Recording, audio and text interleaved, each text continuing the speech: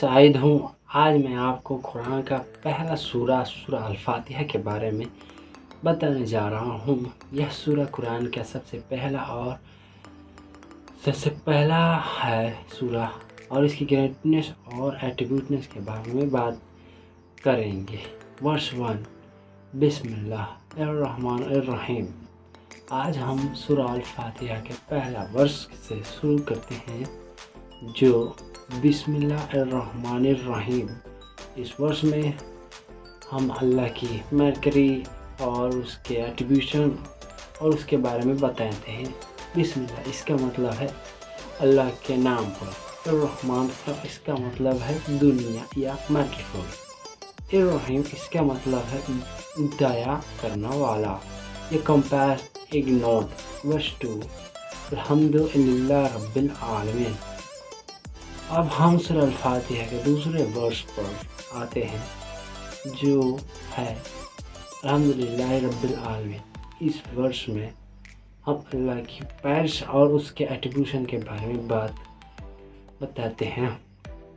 الحمد اس کا مطلب ہے پیرس یا شکریہ، اللہ اس کا مطلب ہے اللہ کے لیے، رب اس کا مطلب ہے ملک یا رب، عالمین اس کا مطلب ہے سارے جہاں یا سارے یونیورس۔ ورس 3، الرحمن الرحیم۔ اب ہم سورہ الفاتحہ کے تیسرے ورس پر آتے ہیں، جو ہے الرحمن الرحیم۔ ورس میں ہم اللہ کی مرکری اور اس کے ایٹریبیوشن کے بارے میں بتاتے ہیں۔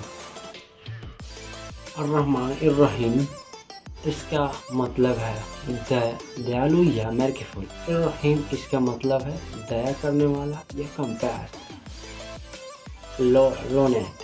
ورس 4، مکی یوم الدین۔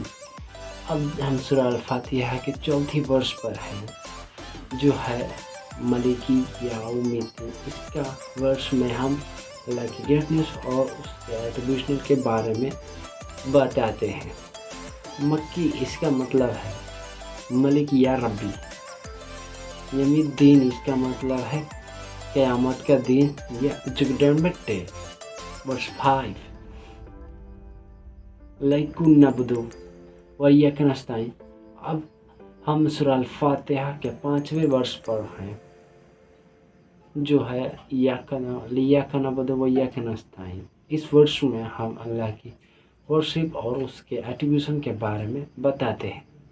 لیا اس کا مطلب ہے تمہاری یا آپ کی، نعبدو اس کا مطلب ہے ہم ورشپ کرتے ہیں، اس کا مطلب ہے اور علاقہ اس کا مطلب ہے تمہاری یا آپ کی، انتا ہم اس مدد لیتے ہیں۔ ورس اہدنا الصراط المستقیم۔ اب ہم سورہ الفاتحہ کے چھٹویں ورس پر ہیں، جو ہے اہدنا الصراط المستقیم۔ اس ورس میں ہم اللہ کی گائیڈنس اور اس کے ایٹریبیوشن کے بارے میں بتاتے ہیں۔ اہدنا کا مطلب ہے ہم کو گائیڈ کرو، الصراط اس کا مطلب ہے قائم اس کا مطلب ہے اشیا سیدھا۔ ورس 7، اللہ الہ انعم علیہم۔ اب ہم سورہ الفاتحہ کے 7ویں ورس پر ہیں، جو ہے صراط الذین انعمت علیہم۔